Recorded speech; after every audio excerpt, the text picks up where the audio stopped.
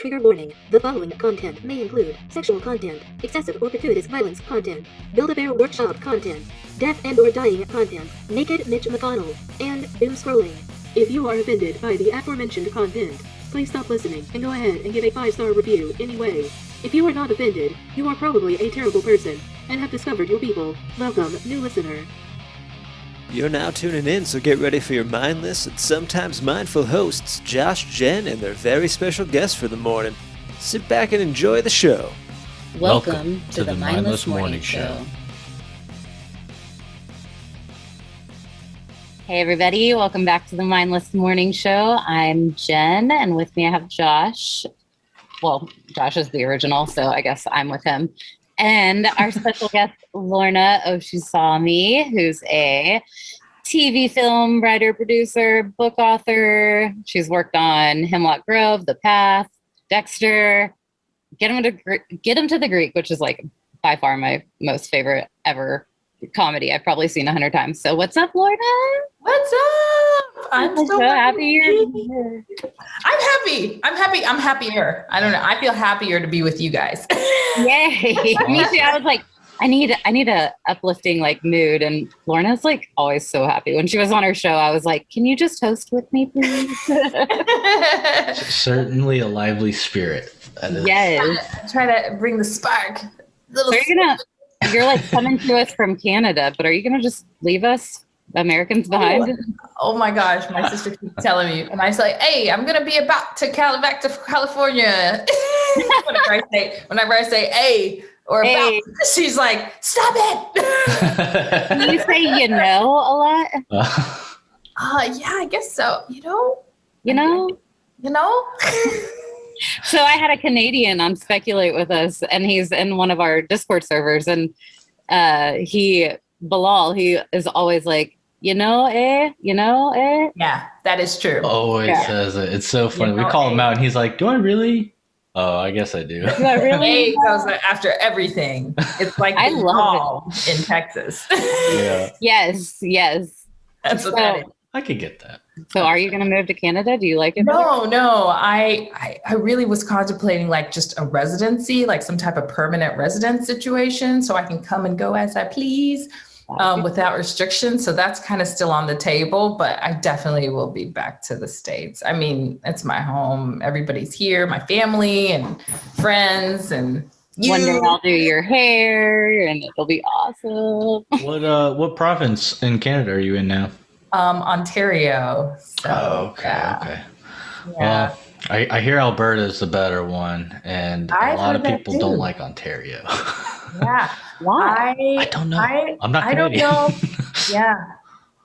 So it's like a Canadian battle, like between Alberta's supposed to be super pretty. Like it's really naturey and just beautiful and super, super pristine. And I can see how that could be because Ontario, the parks and the hikes and the trails and all of that are so nice.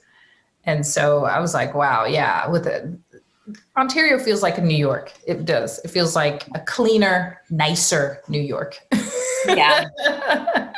I still haven't been to New York, honestly, or anywhere up north like that. You're not missing What did you say, Josh? I said you're not missing much. Oh. New York is like my least favorite state.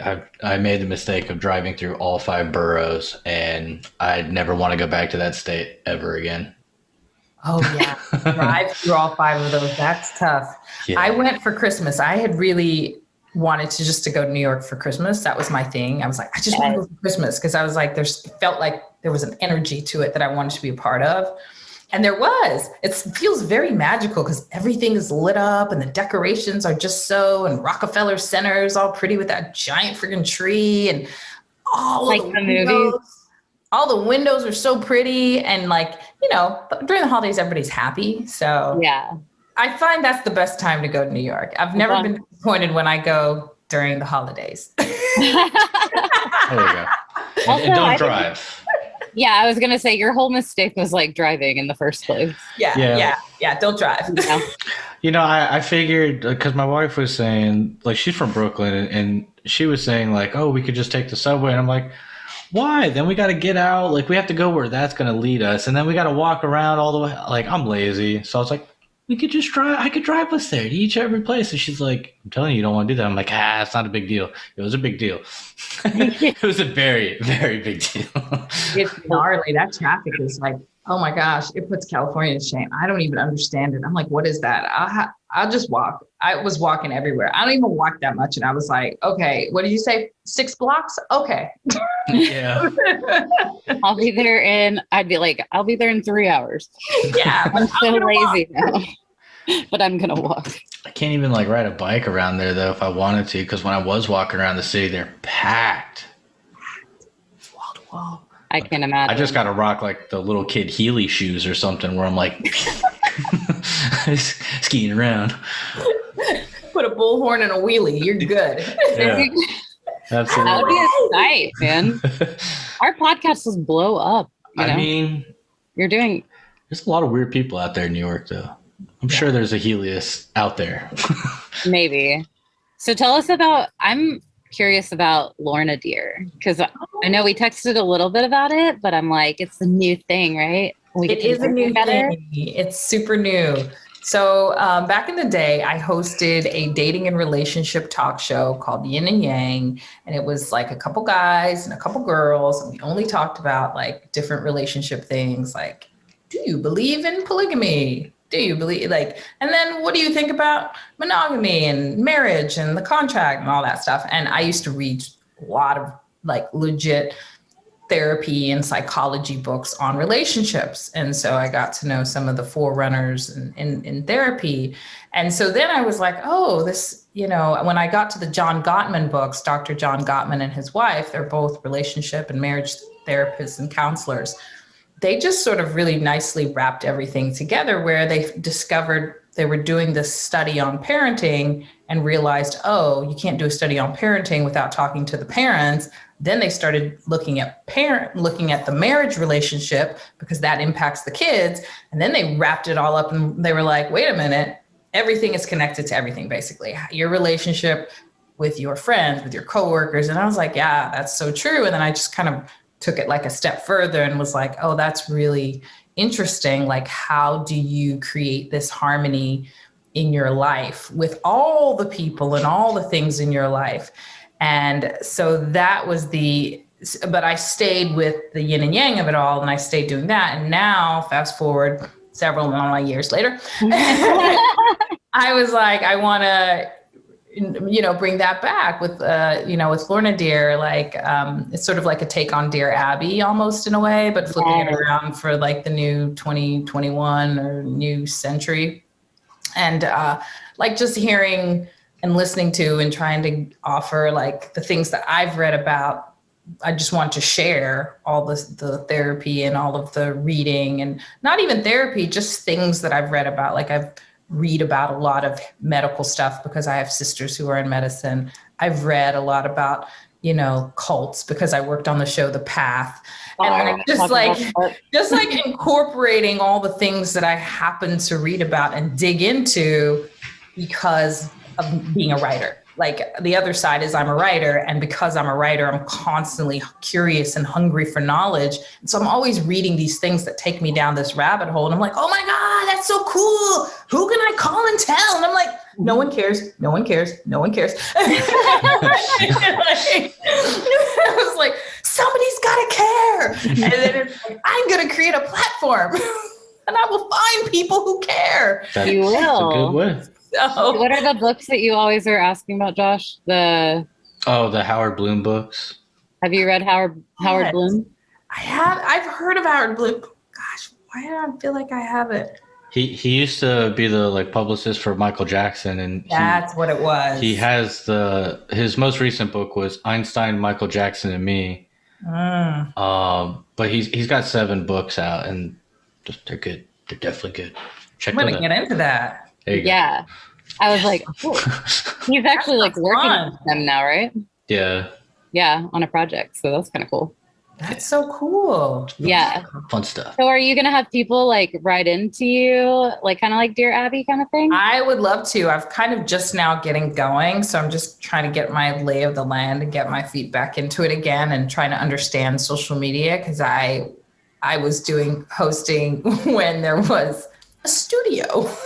Yeah. And you go in and you shoot. And now it's like, it's fantastic, but now I don't, like, I've launched like on Instagram, and then I have had Clubhouse. I have a Clubhouse platform, Lorna Dear, and then I have, the Lorna Dear Instagram, and I would like to do a podcast at some point, but it's just like, Okay. Lorna, you and I need to speak. I'm dead serious. I can help you with. She's gonna leave this show to do a podcast with you. Is what's about to happen. It sounds like a lot to do, but it's actually like a very easy, simplified way to do it, and I can help you with that very easily. I promise. Like, let's put it this way: there's 13-year-old kids on their cell phones making podcasts. You could definitely do it. Right? Yeah. I feel like I can figure this out. And that's what I was like saying to myself, like, I can get this, but I'm still a writer. I still write on TV shows. I'm still creating stuff. And so I'm like, how much? So yes, I'm going to I will help you. I will tag you in, and I would love, and I love everything that you're doing. So, I'll tag you in, you tag me in. Yeah, girl. I'm glad to be here with you guys. This is awesome. Oh, it's awesome to have you. I have a question though with go for it. The dating show. Like, how do you think that would be different from when it was then to now? Because with everything with COVID, the pandemic, everyone's kind of just straight. I mean, people were already kind of leaning to only online dating and those quick Tinder hookups prior to COVID, and now I'm sure that's like purely it. Yeah, now I've heard people date on Clubhouse, like, because you see everybody's picture and you see everybody's profile and you see what they're doing and you see where they are. One girl, she was a friend of mine, she was like, yeah, we were having this really good conversation with a bunch of people in this Clubhouse room, and somebody pinged her and they broke out from because you can break out from the regular room, and you and this person can have your own like chat session, almost like a phone call basically. Right. And so she started chatting with this guy, and she's like, yeah, we're gonna go visit him. I'm gonna go visit him. I was like, okay. And that's how we're doing it.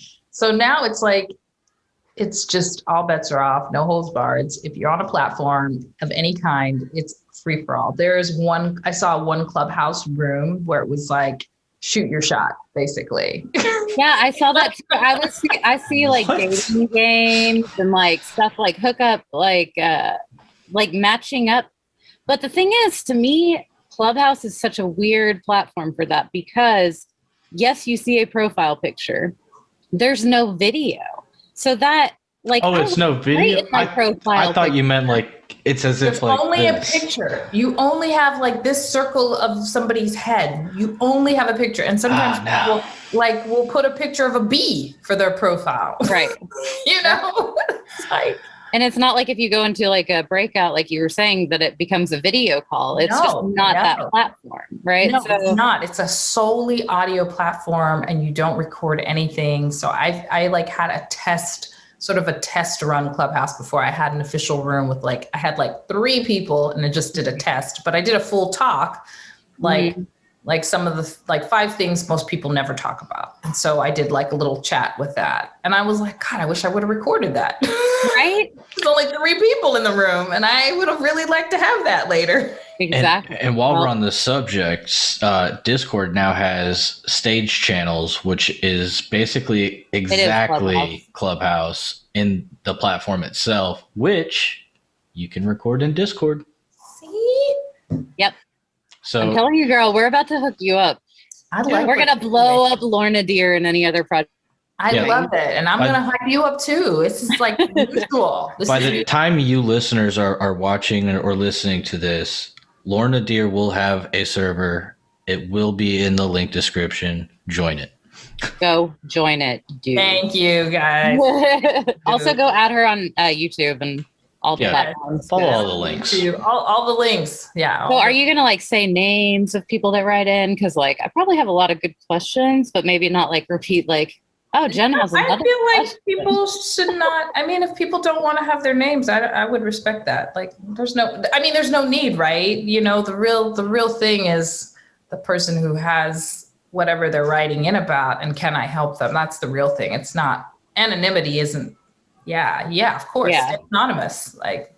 I feel like with the digital age, like Josh was saying, like you're going to get a lot wilder, like situations, like things happening just because there is stuff like catfish and, and then you have people that you've talked to for like 3 weeks and then all of a sudden they just ghost you and you never even actually met in person. So they were obviously like not who they said they were. What happened? I feel like going back to your original question, Josh, about like what's different now and then.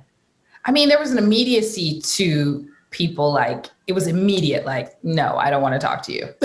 Right. Like, I'm not giving you my number. Good day, sir. Good day, ma'am.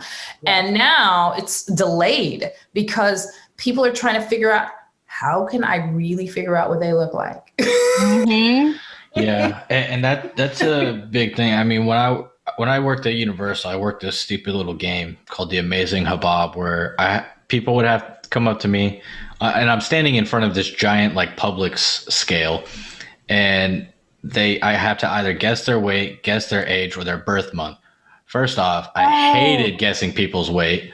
I would always guess under, especially if it was a woman, because no. I'd be like, here, just take your prize. 20 pounds. and even with the age, but at one point in time, I was like, man, I want to see how many I can get right if I actually try it and analyze. So I started reading a bunch, and one of the things to like really tell people's age is like their hands and like the condition of their hands and things like that. So I was starting to get really good at it. And so it's those kind of things that you're not going to be able to do online. You're not going to be able, like, because I mean, I'm not just talking like age and hands. I'm talking about all of the body and body language. Everything. So, yeah, it all adds to one big thing. And that's what really creates that chemistry. And I feel like that's like totally gone, and things are just really different. I'm just so happy I'm married right now, because there's no way I'd be dating in this world today.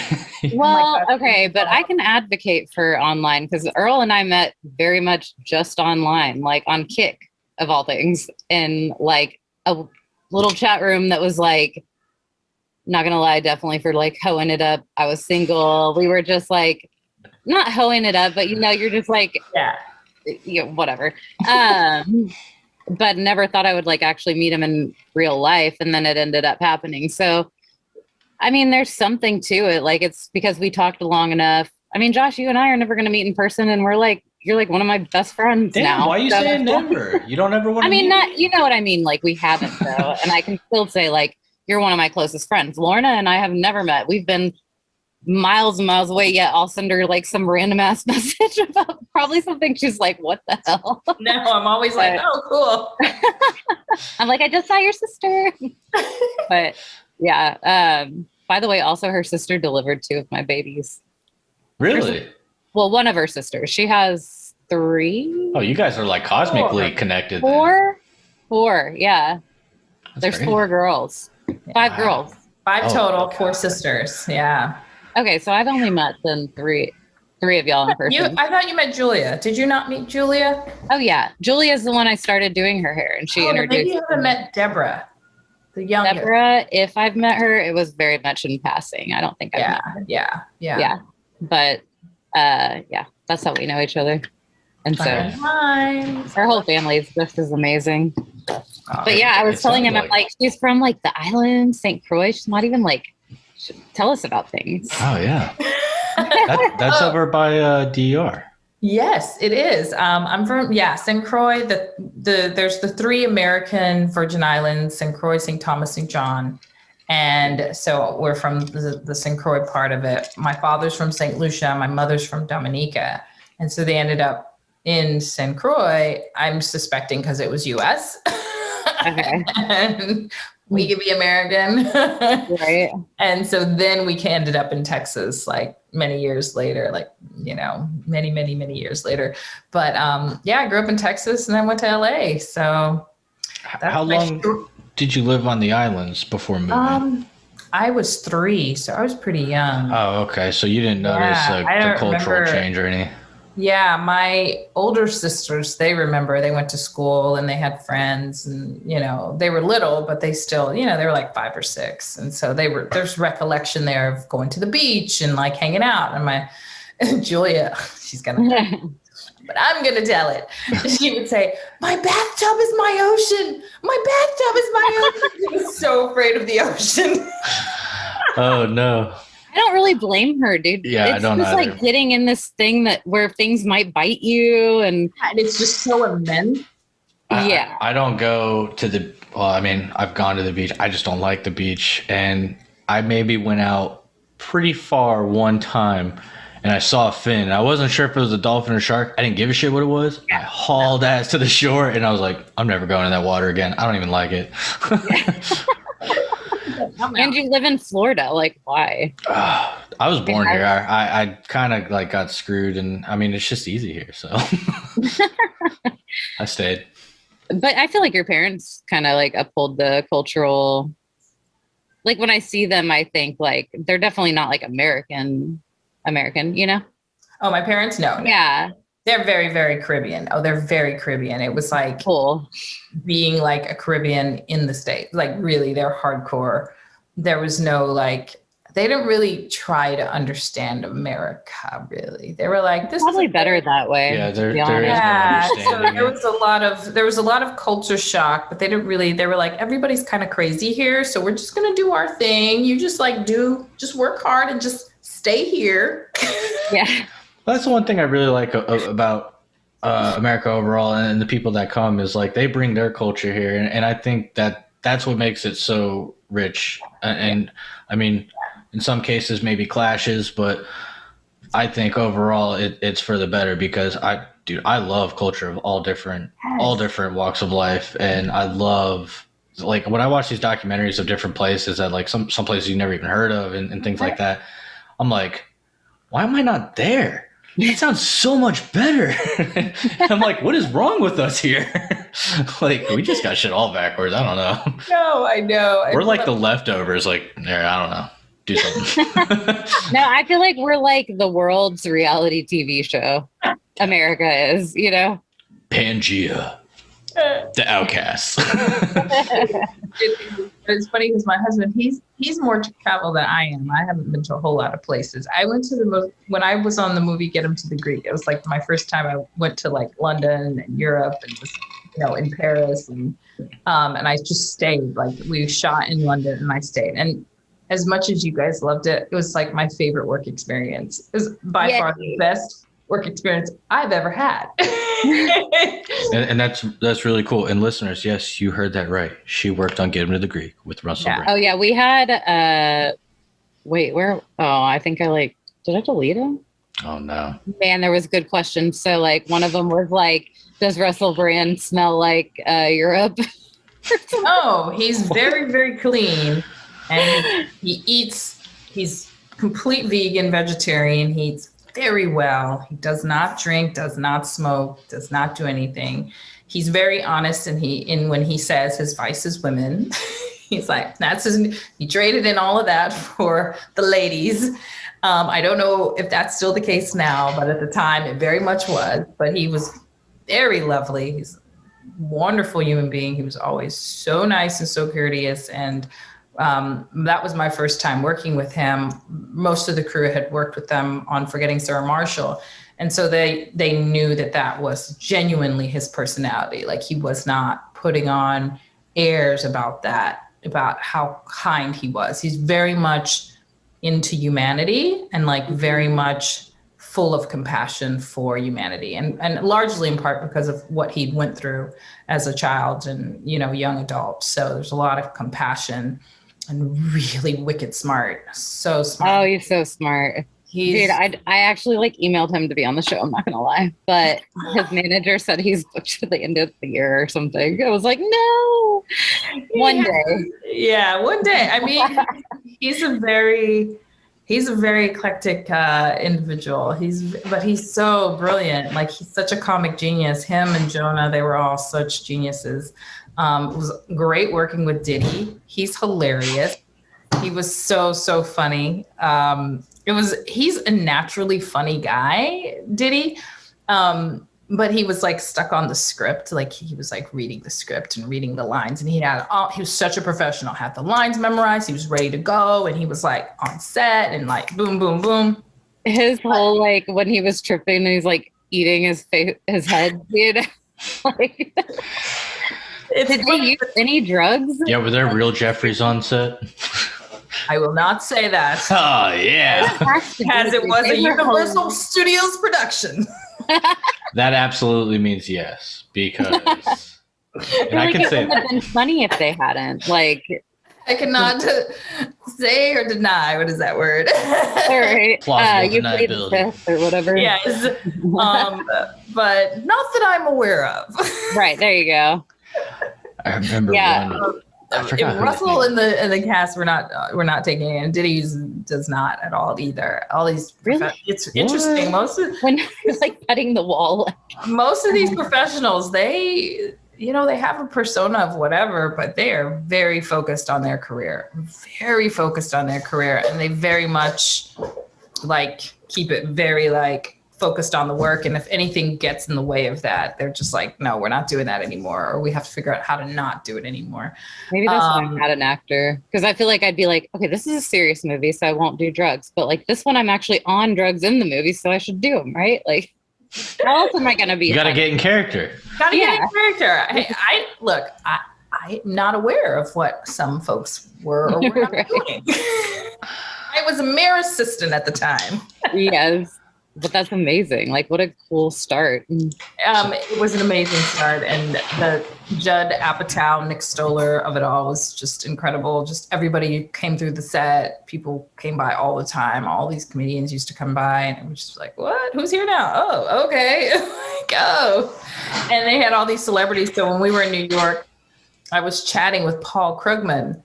And I wasn't versed in who Paul Krugman was. I was like, oh, he's the economics guy and like whatever. And so I was like, it's always interesting when you talk to somebody who's aware of their fame, but you are not, because they approach you like, hi. And I'm like, hey, how you doing? Right, like, you're normal. Oh, Mr. Krugman.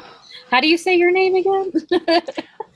I get that. I was like, how are you doing today? And I was like, he's like, oh, I'm good. He was really nice. He was very nice, very wonderful. He was such a good sport about it, because, Jonah in that scene vomits on him, and he's like, we did take after take. Oh, the Good Morning America one? And then Meredith Vieira, she was one of the hosts, and I chatted with her for a great deal. She was very sweet. And because it was The View. We'd crashed The View. Oh, okay. Yeah. Why did I say Good Morning America? Yeah, we crashed The View, and Whoopi was on her way out, and she was like, yeah, no. but she did say hi. I was like, hi, Whoopi. She's like, hey, girl. So nice. That's awesome. But it was just fun, because you're going on to these really amazing places. Like, we were shooting in all the iconic places of all these cities between LA, New York, and London. And it was just so much money spent on it. And, we were in all these fancy hotels and per diem. And I was like, this is traveling around the world for free. Come on. Yeah. I mean, everybody's working very hard. Don't get me wrong. They're working very hard, but it truly is a comic environment. It's not Nick Stoller's the nicest human being on the planet. And he set the tone for the show and for the movie and for the energy and the vibe. And so there wasn't anxiety. Like, you can be on a really, you look at the movie and so fun and so funny. And it was just like such a nightmare for the crew. And that just wasn't the case. The vibe was so chill and relaxed and fun. And for all the funny that was happening on the screen, there was a lot of funny happening behind the camera. And I'm sure other people were super stressed. And I know when we were moving from leg to leg, it was super stressful, wrangling the things that you have to do for the job. It was very stressful, making sure everything was there and making sure things didn't fall through the crack, and inevitably it would, because you're going abroad. And that part was very stressful, but for the most part, it was so great. We went to this club, and we just like showed up in this limousine, and because it was Russell and a bunch of other people, they were let us in, and we were sitting in VIP partying it up, and it was like, that's awesome. It was a really fun experience. But Diddy, he because they do improv style, and they throw out lines, and they just kind of throw them out like, say this. And it was like, wait, what? Like the first day when they're like, say this. There's Nick, and then there's another comic writer, Rodney Rothman, who's a wonderful person as well, who wrote or co-wrote and co-directed Spider-Verse, Into the Spider-Verse. Oh, nice.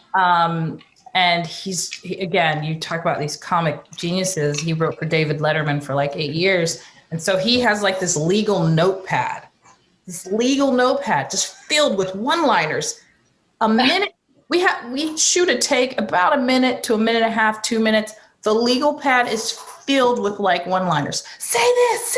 And you're just screaming it out at the talent. And it's like, oh my gosh, I can't believe these people can compute this. Like, I can't believe they can do this. Like, because it feels like with any other person not used to that situation, they would feel disrespected, right?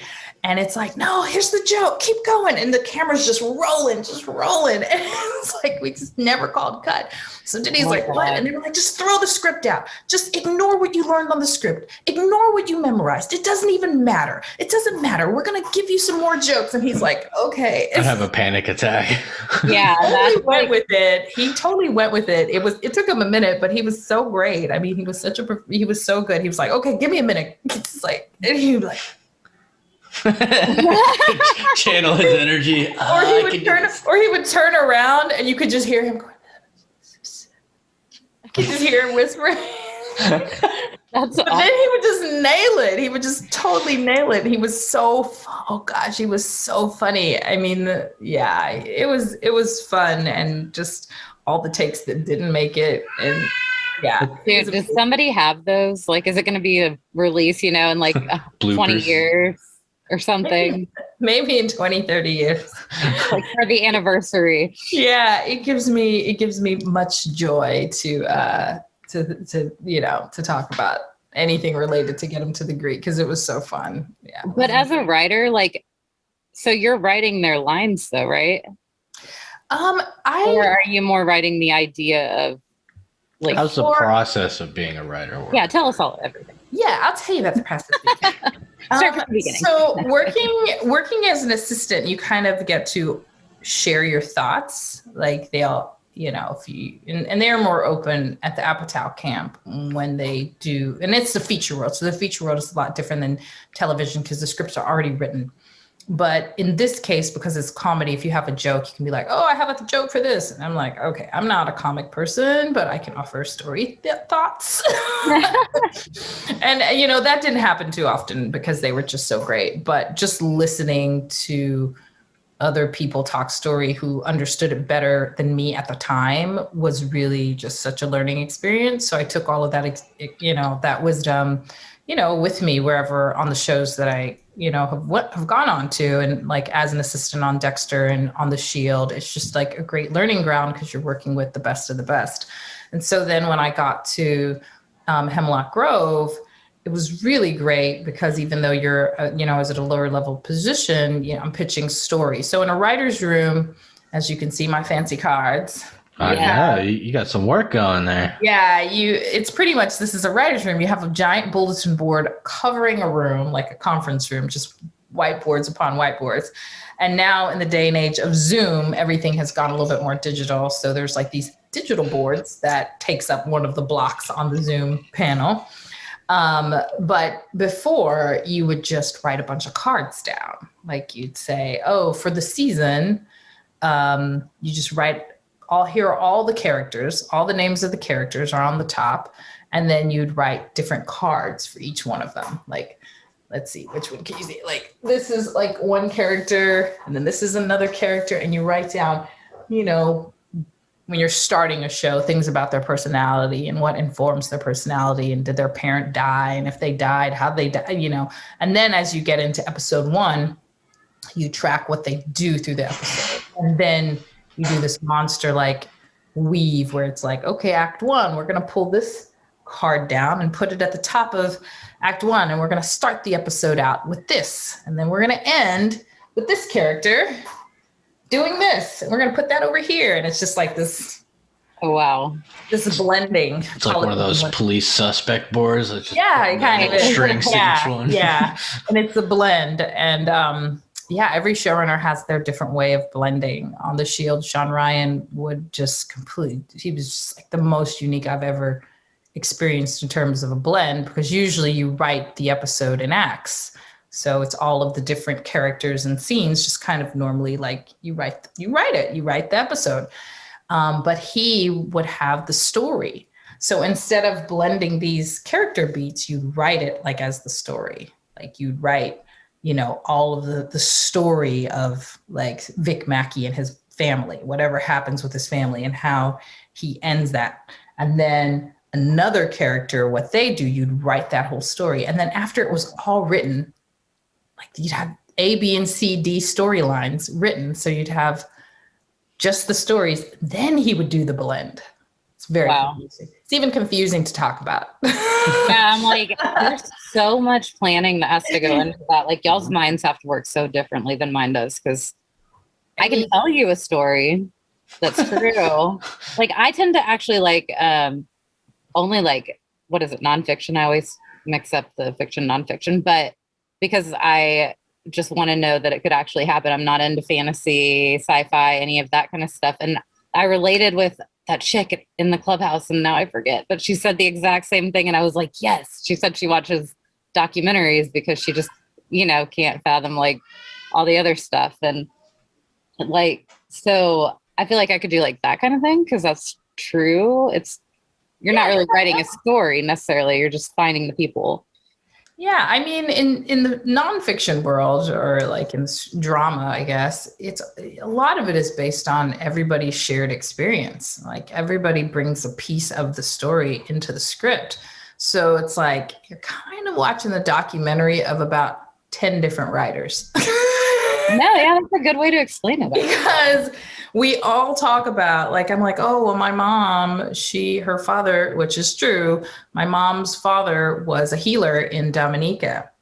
And he would tell all these really crazy, like, stories. She would tell these stories that he would tell her, like, because it was very big, like, with not like a shaman. Voodoo. Yeah, he's like kind of like a shaman. Okay. Yeah, he was kind of like a shaman. And he would talk about, it wasn't voodoo for them in the Caribbean, it's called obia. And he'd be like, oh, this is what you have to do if you are cursed, or you experience this cursing. If you step on this thing and then your feet starts to crack, and then you have to like soak it in like urine for 3, like, it's just like all these like crazy, like I shouldn't say crazy, but all these very real and grounded stories. And so then I'm sitting in a room, on the path or on the current show that I'm on now. And I'm like, oh, this is what my mom said. And they're like, oh, cool. Let's have a healer. Let's have the healer do this. And a version of what I just said. So everybody's creating stories, and you're like, okay, we have this character who is, who's blind, just to put it out there, who's blind, but they want to be a cop. Oh, I had a blind uncle. Daredevil could have done it. Daredevil could have done it. You know what I mean? Like everybody pulling from inside of themselves to like, and then we draft off of that. So it works for the story. It can't be about your family, right? Or it can't be about you, or else you deviate from this character that the studio and network bought. So question, is the casting director only in charge of like the actors themselves? Like who hires the writers? Because I feel with that being said, where the writers pull from themselves, they're probably looking for writers with particular stories or backgrounds to kind of give certain characters into the story. That's an awesome insight and question.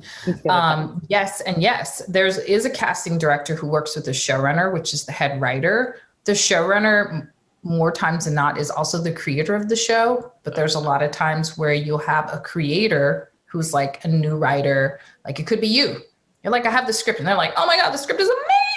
We must make this. And then they're like, but you don't know anything about TV. You don't know how to produce an episode. I've been watching it since I was 4. Yeah. like, you don't know what that guy over there holding a rig is. You don't know what to call that guy. So they will pair you with an experienced showrunner who happens to not have a show on the air at that present time, who may be developing something else, but it's like, hey, I'll show run this show for this. I like this script this guy came up with. This is amazing. I love it too. And they become attached to it in as much as you are attached to it and you being the creator of it. And so then there's a mind melt that happens between the two of you so that you can create the rest, build out the story, build out the episodes, build out the arcs. And then you go back to the studio network and like, hey, look what we have. We have a whole season worked out. Isn't it amazing? Are you going to still buy it? Yes, we're still going to buy it. We love it. We love the pilot. And now we love what you've made of it. So let's make a show. And so then you continue. And between the two of you, you will then read tons of samples of different writers that has the closest voice to what you're trying to make. And even if you don't have the same voice tonally in the script, you're looking for maybe, oh, wow, this person nailed character. Their character in their script, their sample is spot on. And most TV writers understand that you are to mimic the voice of the show so that you get that they can mimic your voice, mimic the voice of the showrunner. So you kind of have, so everybody has the same voice, but also usually the showrunner and their creator will rewrite or touch up all of the scripts to guarantee it has your voice and there's a unified sound to all of the scripts. So that's usually how it works. The casting director, like I say, works with the showrunner and they will find people and say, hey, episode 2, you need a waiter. You need a doctor who's supposed to save the life of your main star. You need the girlfriend and the love interest that appears now in episode 3. So they bring all these casting tapes for you to look at. And then the showrunner and the creator will pick and they'll open it up to the writer of the episode. Usually the writer of the episode will get to weigh in along with the director of the episode. And usually the showrunner and the director of the episode, they are the tiebreaker and they'll say this person. So generally, just like big brush overview, that's kind of how it works. The showrunner of television sort of is the helm of the ship, whereas in feature films, the director sort of does all of that. They interface with all of these people. They may or may not have written the script, but in feature films, when the director takes the script, the writer goes bye-bye. So at that moment, whoever wrote the feature film of a movie, you're kind of like, if the director's like, please stay on, I'm not a writer, I'm a visual creator. If I run into problems where I see there's a story problem, I can't fix it, so please stay on and fix it for me. That is the best case scenario for a screenwriter, but that generally doesn't happen much. So. Wow. Okay. Yeah. So what is a writer's resume? What do they look at? Are they looking at like previous works or do they have like a whole background on you? They look at previous works, but they also want a referral. So they're going to call those showrunners that you've worked for. More times than not, you're in a room of 10 people. So out of those 10 people, at least one of them is going to know the showrunner that you worked with. I don't think a showrunner, on All American, when I got that job, the showrunner called their friend who I worked with on The Path. He didn't call the showrunner of The Path. He called his friend who sat beside me in the writer's room. And he didn't know she sat beside me in the writer's room, but he knew her because he had worked with her on a previous show and liked her and was like, I'm going to call this girl because she's going to tell me the truth because we're friends. Right. And so she said, oh, I love Lorna. She's great. You will love her. She's really talented, blah, blah, blah. So I was really grateful. Yeah. So happy. You are. And so she gave me a good referral. So a lot of the times people are like, oh, they're going to call the showrunner. No, they will call any one of those people in the room that they have a rapport with to make sure that they're getting the truth. They want to know. Right. Because really, once they read your sample and find out you're a talented writer based on your material, like the proof is in the pudding. They read your material like, okay, you obviously this person can write. I'm going to be in a room with this person in theory for 10 to 12 hours a day. Are they crazy? Do they stink? Will they get on my nerves? Yeah. That's what that's about. It's literally, legit. Can I be in a room with them for 10 hours? Will I want to pull their neck off? Right. Will I want to rip their head off and run out of the door screaming? Like, you just want to be, it becomes very much a family setting. It becomes very much a family environment. And you just want to be careful who you bring into your family. Definitely. I think The Path is very underrated, by the way. Like if I hadn't had Hulu and they they did a good job at promoting it, I feel like, but it's not talked about enough. I feel Which show? The Path. Oh, The Path. Yeah. It was so good. Like, why'd they stop it? Well, I think personally, I think there wasn't enough people who would subscribe to Hulu. That's what I think. That's true. And I think that's at the only service I time, don't have. Yeah, I think at the time there were less subscribers, and I think the people who did subscribe, they weren't watching a show about cults because that's a very specific topic. I think if it were on even a broadcast network, probably would have gotten more eyeballs. Have they ever can they do a crossover or is Hulu and Netflix, they don't work together? They're like, no, they don't. Netflix is a monolith unto itself. It's like, we need no one. Right. Right. It's kind of like, because this happened with the show that I love, Lucifer. It was on Fox and they canceled it, and Netflix picked it back up because there was a huge debacle with like Save Lucifer, and I'm not gonna lie, I signed that petition too. No, it was great. Lucifer is a great show. Oh, yeah. They're right below us, and on the Warner Brothers lot, we used to see them quite regularly. And like, Nice. hey, yeah, they're That's right awesome. right below us. So it was really funny. We would send them cookies, and they would send us cookies every night. Little cookies with devil horns.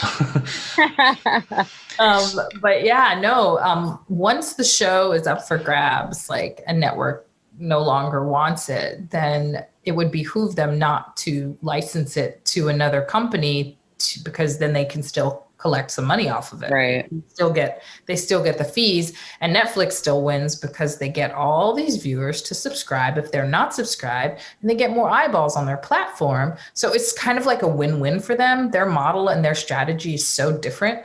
And I think people are really trying to other platforms probably are copying it, but they're still holding to the once a week. Whereas Netflix is still like, no, we're going to drop all 10 episodes. I love today. that. I know. I love that. And honestly, like platforms that don't do that, it's so silly that they're not, because it's clearly an It does amazing keep method. you like, I don't know. For me, it is kind of like, oh, okay, every Wednesday, whatever, we're going to sit down and watch The Handmaid's Tale is what I could think about right now. But like, it was definitely one that I dropped it, and then I got it for my daughter for Christmas because there's like one show on there that she has to watch or whatever. But I didn't miss it, honestly. But I don't watch much TV either. So when you're like writing for a show or whatever, like, is the goal ultimately to get Netflix over any other platform?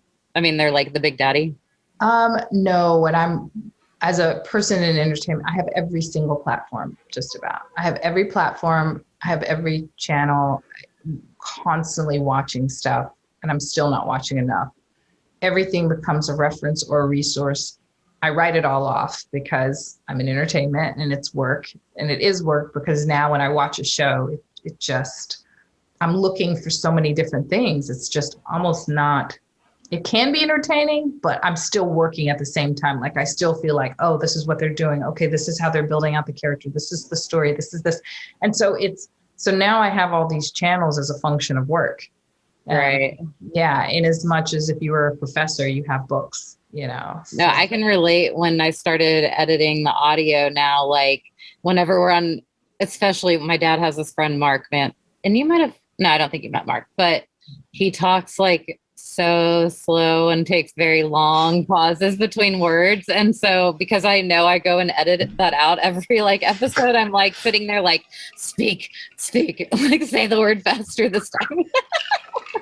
But I get that because it becomes, and then I was like, that's not fair to people I'm talking to, though, that I'm like almost analyzing like the way that they're saying literally everything, because I know I'm going to have to go back and cut their ums or their, whatever their thing is. My dad says after every single word, and just, it's weird. Like it does make whatever thing actual work, instead of, I would think that would make your brain work harder instead of like people decompressing from TV.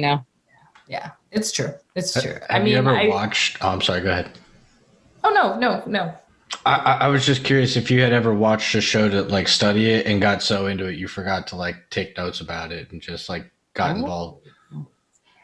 I feel like I did that with Breaking Bad and The Wire.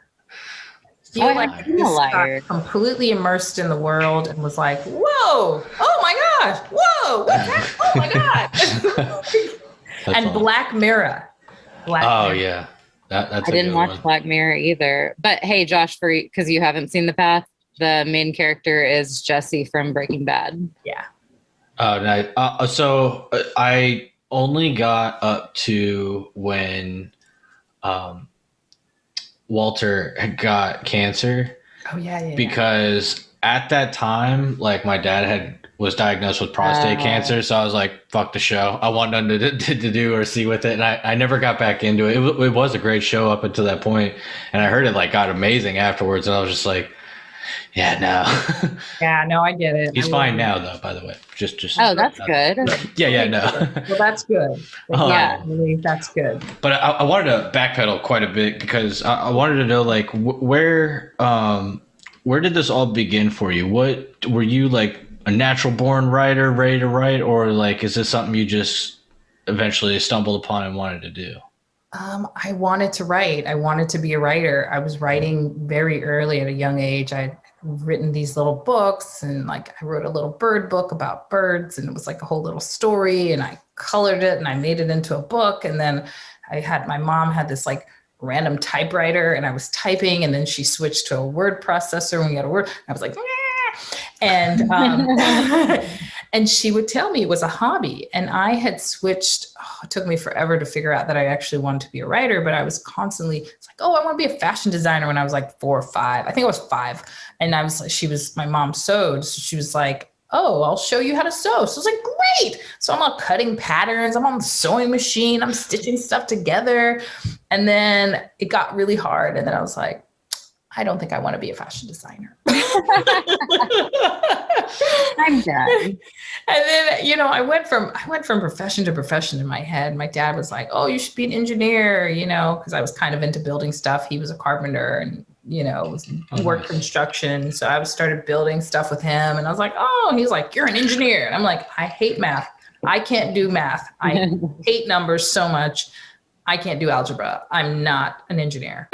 It felt like a short story book. And then finally I was like, I can write about all these things. I don't know. It was just like my parents were really big churchgoers growing up. I mean, we were in church all the time and reading the Bible all the time.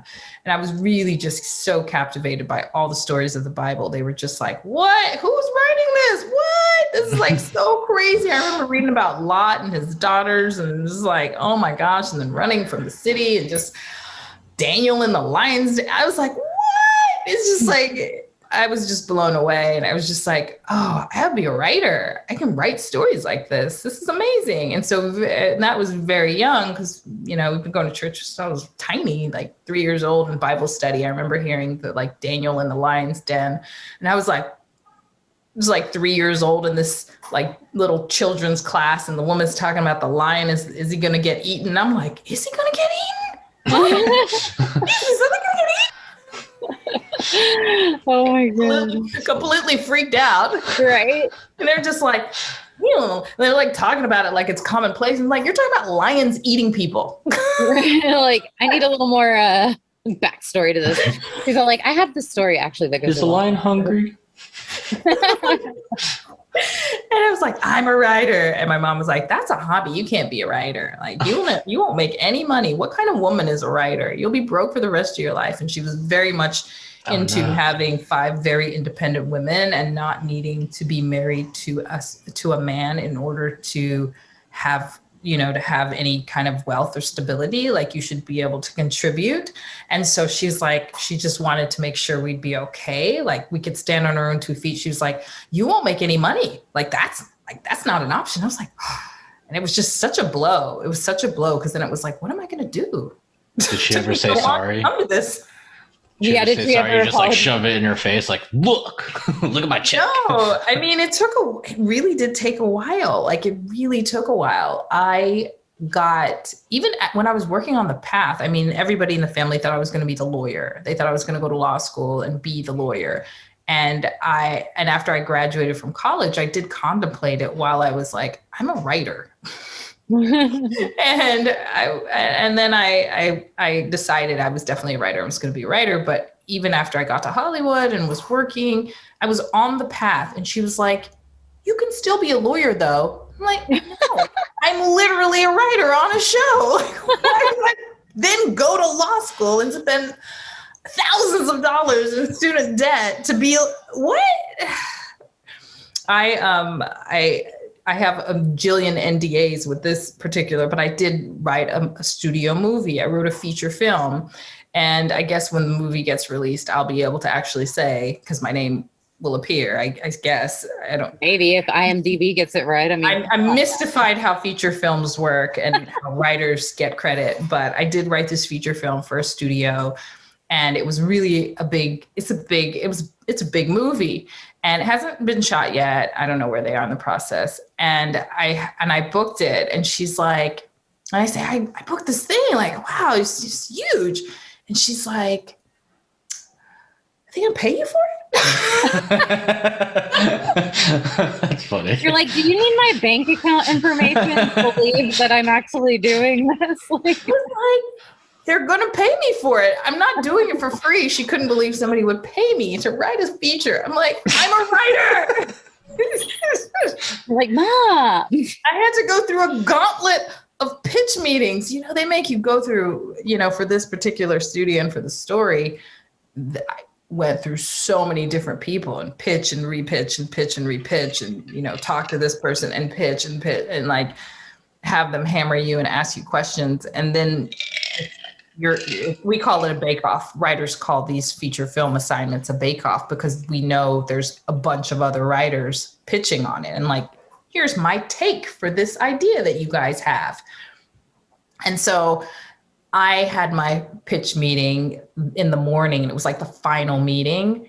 And they told me, I was the first one. And they were like, oh, we have about 7 more people. Damn it. I don't like that. For today.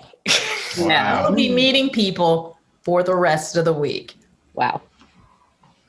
I was like, okay. So, but I felt really confident. I did. I went in feeling really confident. I went in feeling like I didn't really care how many people they saw, that I was going to book it. And I did. And I was very excited about it. And so then I tell my mom, and she's like, you really? Damn. Let me just say though, your mom, whatever her parenting style was, like, all of y'all are very successful women that can stand on your own 2 feet. So, I mean, maybe she's the one like constantly questioning your values. That is the parenting style. Like, yeah, not good enough. Nope. Nope, keep going. It's effective because it was like, what do I have to do? And now I've been working, and she's finally decided that I'm definitely a writer. Like, you're legit now. Okay. Years later. I've been a paid working writer for the past 8-9 years. It's only been valid for her for 3. When you say like you like booked or like you got this show or whatever, you're like the writer on it, or right? Is that what it is? You're the Yeah, I'm a writer producer. There's a room of other, TV, there's other writers. And at a certain point, you get the producer title on the back of your name. And so now I'm at that point where I'm just, it's so weird in television writing because they have all these levels that are tethered to money. So you start out as a staff writer, then you're executive story editor, which none of these levels really mean anything in the big scheme of the writer's room. You have to contribute in the same capacity, but your level speaks to what you're supposed to know. But you still have to deliver as if you were on a bigger, as if you had a bigger title. That's the expectation. Right. Like, you still have to deliver. And so there's the executive story editor, and then there's co-producer, producer, supervising producer, co-EP, EP.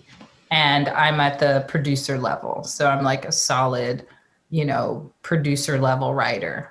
And so when they picked you to be like the main writer or whatever for that, does it work? Like you said, they haven't started shooting it. So do you not get paid until they start shooting it? Or is it like, we hired you, here's your money, and then one day we're going to put it out? In feature films, they pay you lumps. There's a delay. They need to fix. All right. But they're working out your deal once the deal. But you're expected to start writing before your deal closes because you don't have a lot of time to write the movie, which is I don't know how you write a movie that fast, but that's the expectation that you write the movie like in the blink of an eye. Wow. And you kind of have to be sort of pushy about holding on to it and like, no, you're not going to get it. I mean, really, you're not getting it. You're not getting it until I'm done. Because the script will just not be good.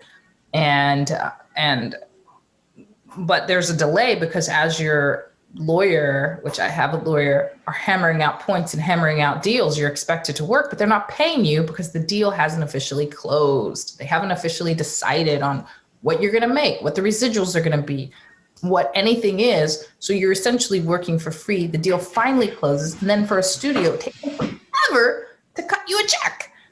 Wow. So it's like half the year. I'm glad. All this to say, I'm grateful I'm a television writer. A television writer is like a working salary job. Like once you get hired and your deal closes pretty quickly, you start getting paid. And it's a weekly situation. And then you get your script fee. Okay. You get paid. You get an additional chunk when you are assigned a script and you are tasked to write that script because one writer is given the task or two to write a script and you get paid. And if there's two writers on a script, then they split the script fee. But you have a weekly that you're paid like a regular salary, which is much, as a creative, it's very satisfying because you are a writer. You're being satisfied creatively to write every day and to pitch story and to tell stories that you hopefully care about. Hopefully you end up in a room that you love and you enjoy the story, which I feel so fortunate that I have been on stories that I've been on shows that I've been like totally thrilled and excited to pitch on and to write for. And that has continued. And then you get your pay every week. So it feels really satisfying. What if you're like halfway through a movie script and then they're like, well, this is what they settled on paying you. And you're just like, well, that's not enough. So, you know what I mean? Like, well, I mean, you're half your script. Are you going to actually meet my needs or not? Like, how does that work? Gosh, I mean, that's where your lawyer comes into place. You really need to have a really good lawyer who will fight for you, who understands that, okay, you're writing this kind of story, you're writing an epic, or you're writing a comedy, or you're writing a drama. Okay, realistically, this is how much it's going to take you to write. And they'll use other comps, whoever your lawyer is. And depending on the lawyer, they have a little bit more weight in the room. So that's where like your high profile lawyer kind of helps you because they will swing their high profileness around because they know. It's really because of what they know. They know certain things about the other deals that are happening around town. And they're like, you can't lie to me. I know this deal. I know this deal. I know this deal. And I know there's this deal. And I know you're screwing over my client. Mm-hmm. So that's where you get the weight of things. And because of their weight, they can be a little bit more aggressive, again, because of what they know. And so there is some sort of truth to getting somebody who's bigger named just because they can fight for you in a more effective way. Not to say that a boutique lawyer or boutique agency can't, because there are some just great agents and representatives out there that just go to the mat for their clients. So, but it's just really hard to find those people. So you just want to try and figure out if you have that person. And if you don't, get the person who is quickly. We got to get you Mark Jacobson. So I had two questions. The film that you're currently working on, you said you had a bajillion NDAs. So I'm assuming you can't even remotely tell us. Is it about a video game or based off a video game at least? No, it's not. It's more sweet. But it's the company itself is not one of those companies that want you to talk about what you're doing. Understand. Why, Josh, are you trying to be like an actor? No, because there's like a bunch of like talks of video game movies that I'm like extremely anxious for, and I don't know 100% if they're like actually moving along or not. So I was just curious. But anyway. No, they probably are. They just take a long time to develop and all the rights have to be worked out, because once it becomes a movie, all those pieces become merchandising. And so now you have to figure out the merchandising of it all. You have to figure out so now you're talking about money. So it's all about points and who gets what and who keeps what. And so that is usually the thing that takes the longest time before you can even start developing the story. I mean, I think if who's ever writing it has an initial agreement worked out that says, you're going to let me do this, this, and this, and my lawyer's going to work out the details, then they might start writing. But that's really tricky because usually writers won't start working unless certain things have been hashed out, particularly with an entity like that. Okay. So it's always very tricky. Did you watch Ready Player One? That's a good movie. I read movie the book. And great book, yeah. The book was amazing, but I thought they did a good job with the movie too. Yeah. So, but the one last question I had was, what is your biggest accomplishment that you have loved so dearly in terms of writing? Like, is it a line that you were able to squeeze in there, or a scene or an episode, or what? Wow. So many good moments like that where I've pitched a lot of stuff that has ended up on screen. On the path, I will say it was like this wasn't Netflix on Hemlock Grove. That was my first like writing thing, my big like, I'm a produced writer. And I came up with the whole storyline for Famke Janssen's arc for that season, for the final season, season 3. And I was the only woman in the room. Nice. Which is fine. Totally fine. And so I was like, and they tasked me with the women, right? I mean, I pitched on stuff for the guys too, but they were like, if you can think of stuff for the ladies, that would be great. I was like, fine, I definitely will. I will do that. Thank you. I rise to that occasion. Thank you. There you go. And so I was beating my head in at night after the room was over, like, okay, I gotta come up with something for her, and like tracking everybody. And then I pitched something. They're like, no, that does not work. No. Oh no. And then I was like, I will try again. And I pitched truly 3 times was a charm, because I pitched something else. No, the number 2 EP was, he shot holes in it. Oh man, he shot holes like he was on a gun range. It was all torn up. Oh man. And the 3rd time I pitched to the showrunner, who was also my mentor, he was like, you got it. That's it. Yeah, that's it. And I was so thrilled. And I didn't know that Netflix had this massive approval for their lead stars. I guess maybe because it was Famke. So that we have to call and pitch it out to them and say, hey, this is what we have for this character for the season. They were like, we love it. We love it. And I felt really proud of myself. And the showrunner, everybody gave me all these props. And I was really proud of myself. Crazy to me. And like hearing the whole process and how many levels it has to go through, I feel like there's just so much in TV that is just completely missed, because who the hell are they to judge what's really good and what's not? I mean, sure, they may have some experience, but people, like, they don't know everybody. People love some things out of the normal. And I feel like you should make your own network. I think you could do it. I think I can do it. Shit. The Lorna Dear network actually is what we're talking about today. I'm just kidding. I would love to. I would love to. But there's some, when I see a really great executive, I always get really excited, because it's like, oh wow, you really like a Bob Iger, which is an anomaly. I think he's not the norm. I find he's just brilliant. I don't like him. I worked for Disney. I mean, I get it. I get why I understand why you. Wait, really? He's full on Mr. Corporate, but yeah, how he runs the network and the studio is just brilliant. And his taste is impeccable. And his dealings with the creatives are spot on. And that's really hard to find. I mean, all the other stuff was standing, but my husband read his biography and really liked it. And I just appreciate how he manages Disney, or managed the creative, because Disney wasn't Disney until he came. Like, he didn't, like, there was a lot of changes that he implemented through the parks, through the movies. He was the one who wrangled Marvel and did all these things.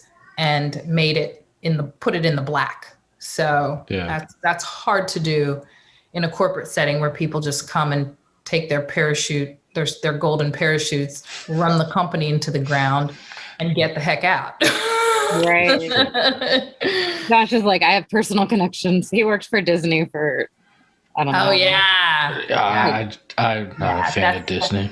Oh no, they're so cheap. Oh my gosh. Making $1 billion, really? Yeah. You're gonna be that cheap? Oh god.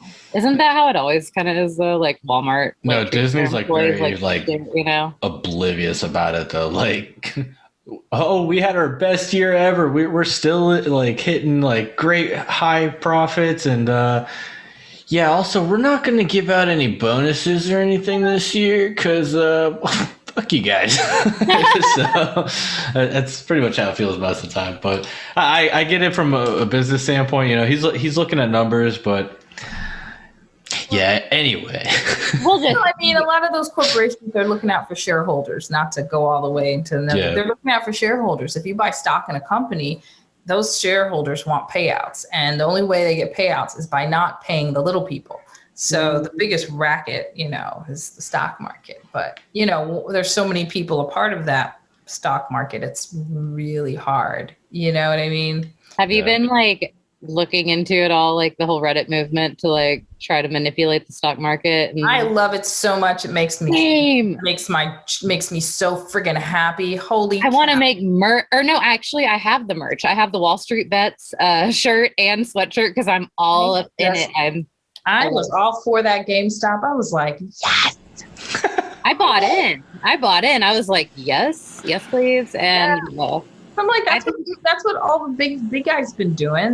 That's what they do. And now when us the little people do it, suddenly now it's become illegal. Really? Yeah, oh, is it now? Exactly.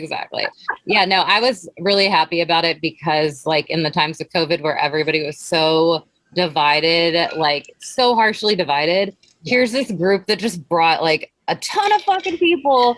Nobody gives a shit that they're calling each other retards and all this like weird stock talk. I don't even understand why they call each other retards. I don't get it. But like call each other like oddists. I mean, such like odd language, but nobody cares because they're all just trying to fuck the big man. Like they're like, no, we're here for a mission. We all came together and it's millions of people, like almost close to like billion people, like a ton of people behind it. It made me happy to see like finally we're all going to like do something together, you know? It gave me immense joy. I chuckled deeply in my soul. It was like a very soulful laugh, like, oh, yes. Like a Christmas. And I'm like checking it every day. Like, what are they making? There's some people in there that, whew, the fact that they didn't pull that money out, it hurts my soul, man. Oh, yes. Yeah. So, well, okay. So tell us about like, plug your latest. What do you want people to get into and follow you on? Lorna Dear? Is that what we're going to do? Follow me on Lorna Dear. That's my Instagram. And then I'm on Clubhouse as Lorna Dear, and you can find me there. So, yes. And then I'm going to be switching at some point to Discord. Not even switching, because you can connect all the things in Discord. Like you could stream it to your Discord people from whatever platform you're on. That's what I'm saying. Yes. We have so much to show you. So everyone definitely be sure to check out Lorna Dear's Lorna Dear Discord on everything. server. Yeah. Oh, I'm so excited. Okay. Oh yeah. We're going to work, girlfriend. Yes. So everybody go edit. Go edit our show for us, please. They're thinking I have to do now. But thanks for coming on, dude. Lorna spent way too much time with me. Like I don't deserve it, but I really appreciate it. And I love spending time with you. You are such a sweetheart. I love your energy that you bring, and I mean I could talk to you forever. So yeah, you guys too. You guys are awesome. You have great questions. You guys have awesome questions. They're so smart. You're just lucky that we didn't ask the ones that some listeners gave us to ask. Yeah. Like the old co-host was like, have you ever sat on an insect? And don't lie. And I was like, everyone has sat on an insect. What are you talking about? Yeah. And I grew up in Texas. You know I sat on an insect. Yeah. Not purpose. Not even on accident. Yeah, you're like, okay, I'm going to sit here. Before we forget, we always ask, is there anything that you want to tell the listeners, anything at all, any kind of message you'd like to spread, or aspiring writers, etc.? Yeah, just be kind to yourself. Whatever you're doing, be kind and have compassion for yourself and others. It's so easy to just be negative and be mean and, project whatever pain you have on others. But if you can take a moment to just have compassion for whatever struggle you had as a child or whatever struggle you have had as an adult, just be compassionate about yourself. You're not like the worst person in the world. It will get better. It is okay. Keep trying. As long as you're breathing, you can still do it. You can still have the thing. It's not over. It's not over. So just don't give up. Yeah. Yes. Love it. Ooh, I got like chills. And now I'm gonna go conquer the world, I think. Go conquer the world. You conquer it. Yes. Do it. I believe in you. We really appreciate your time, Lorna. Thank you so much again. All right, guys. And stay mindless and all that. I will. I will very, very much mindless. She's like, no, I'm the mindful one, guys. Have a good one, everybody. Bye. Bye. Thank you for listening to the Mindless Morning Show. We appreciate you picking us out of the many great podcasts out there. Don't forget to like, subscribe, and hit that little bell to get notified whenever we release a new episode or bonus content. Now go enjoy the rest of your mindless day.